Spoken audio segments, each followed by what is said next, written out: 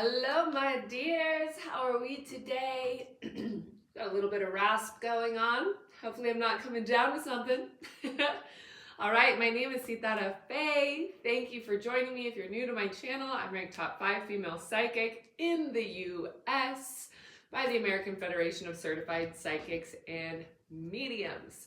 I'm really excited to be here with you today because I actually had dreams over the weekend about what needed to be talked about here.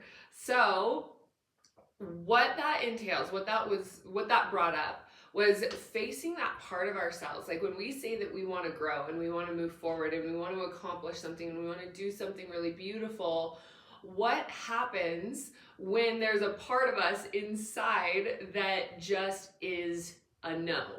Sometimes we might call that the inner saboteur. We might call it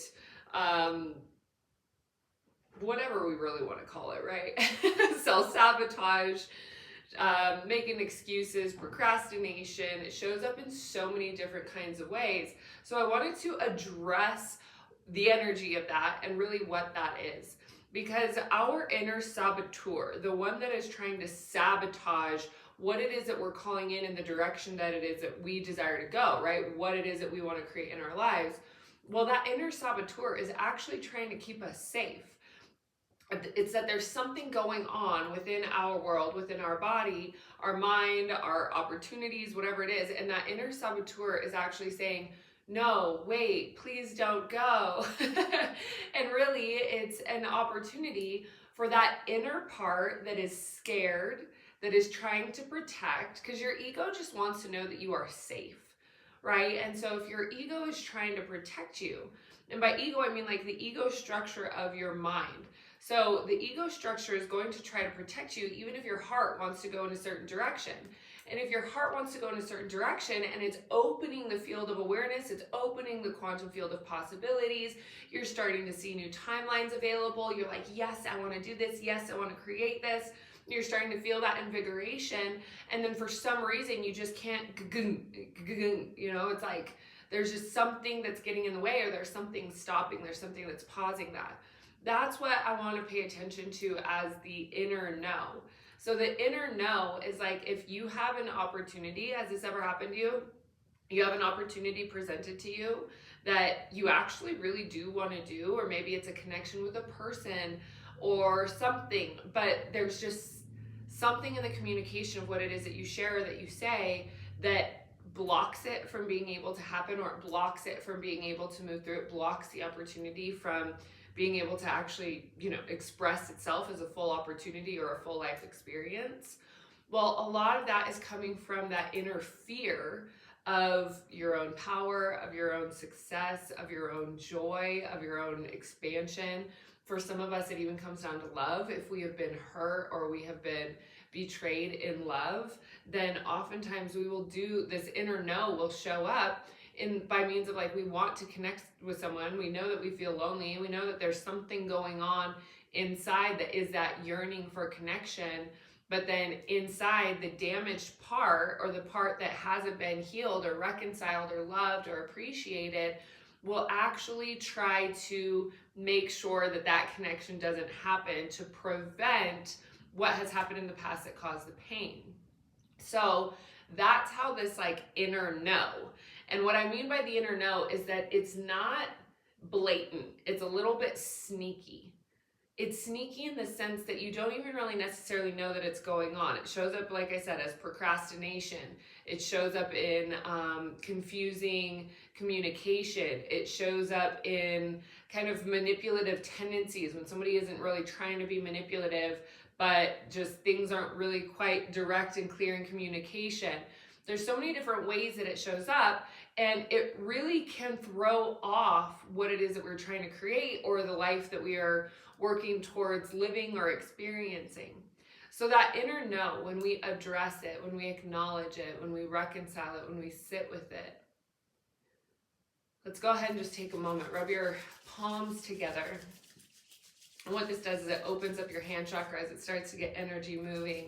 So creating that grounding cord from your root chakra all the way down to the center of the planet. That's your sit bone, your tailbone spot, all the way down to the center of the planet.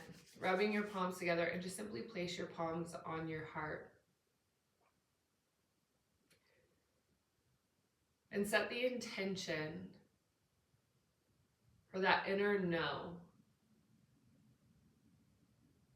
The part of you that is scared or throwing a tantrum or is rebelling against the rest of the momentum and the trajectory.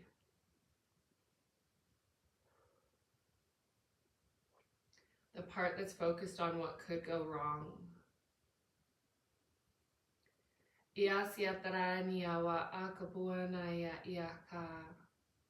And you can go ahead and scan your body, feeling in from your body, from the crown of your head down to your toes, and you can feel where the energy of that no is.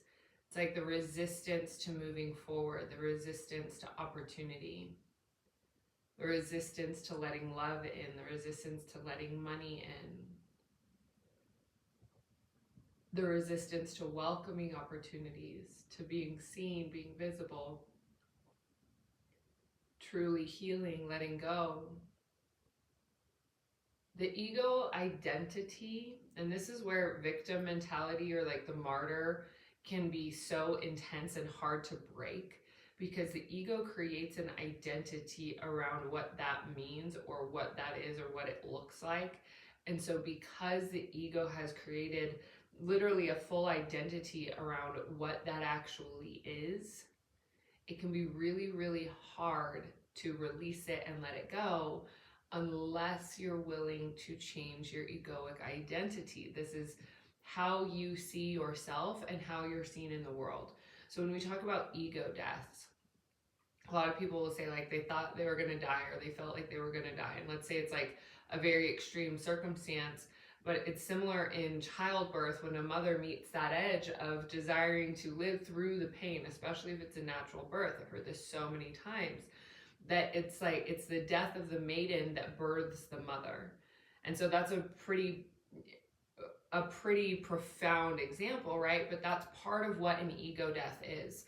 So the ego death is the breakdown of the identity that is associated with the circumstances that created the harm or created the pain.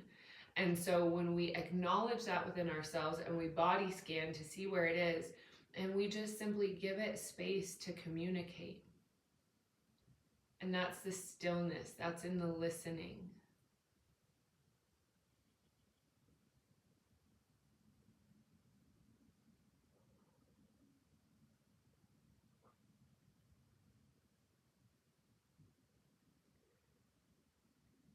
And so sometimes it's also just reparenting. It's reparenting that inner child that's there inside of us that is afraid. And so having an open dialogue with that part that's coming up. And that part that's coming up, like I can feel that as I close my eyes, I can feel that happening for me.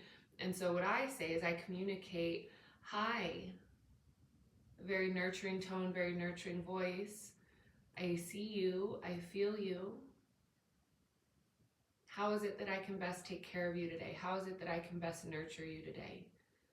Because it isn't about shunning that part or pushing that part aside. It's actually about welcoming it in so that that part integrates with the wholeness of your being. Because what happens in trauma or what happens in fearful experiences is that there's a part of us that fractures, part of us that moves on towards survival, and then there's a part of us that stays behind and kind of gets stuck in that time frame. So that's why we have these inner child healing workshops and all of these things that are around integrating that part of us that is wounded, because that subconscious inner child piece, part of our multidimensional self, will start to manifest things in the world, which is sabotaging, procrastination, making excuses, those types of things. And so when we allow our conscious mind and we allow our nurturing divine mother, divine father heart to connect with that part that is wounded or scared and doesn't want to move forward, we get to be the parent for ourselves, or we get to be the adult for ourselves that that part of us needed and needs in this moment, to feel safe, to feel seen, to feel heard, to feel nurtured, to feel accepted, loved. And that is how integration occurs.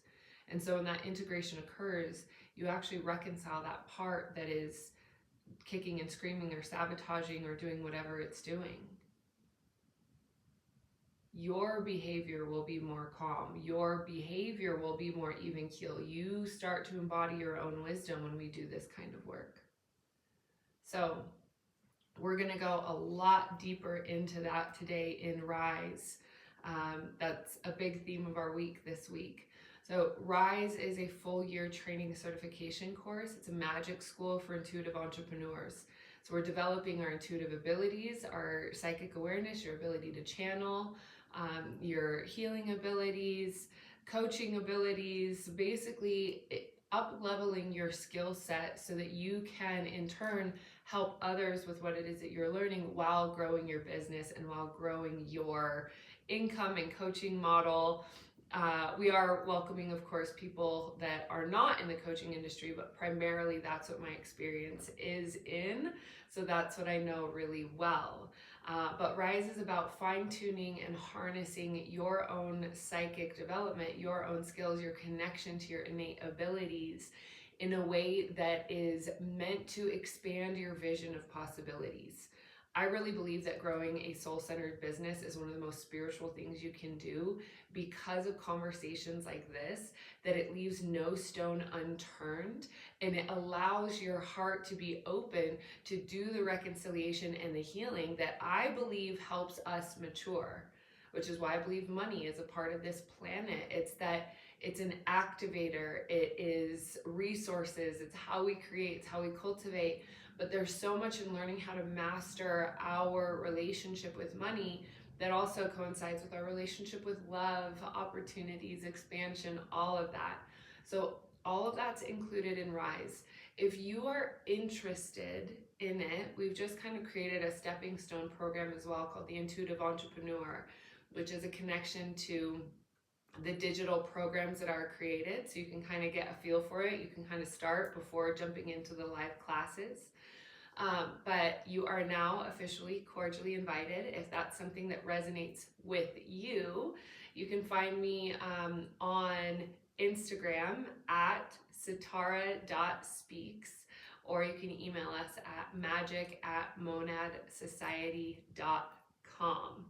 Or, of course, monadsociety.com/invitation to rise, which I will go ahead and put in the link in the description below here so that you can gather all of the information or inquiries, feel into it. I trust your heart and I trust your gut to know when your time is to walk across that threshold. So with that, my sweet loves, I hope this has served you well. I hope that there's a piece of you that has integrated that inner know. And like I said, if you're interested in going a little bit deeper, please reach out and we will absolutely fast track and accelerate your business, personal, heart-centered growth. All right, my sweet loves, have a beautiful day.